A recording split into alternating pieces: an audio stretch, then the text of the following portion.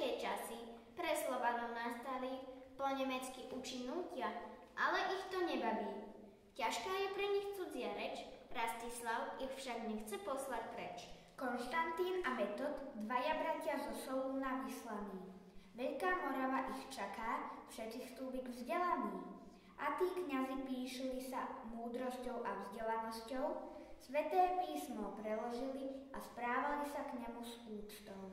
Ešte predtým nové písmo Hlaholiku vymysleli, aby ľudia, čo tu žili, Sväté písmo pochopili.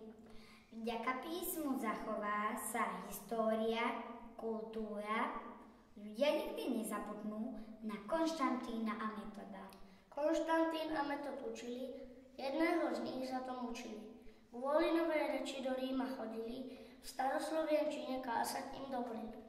Jeden zostal tam, poviem vám, nebolo to na deň mám.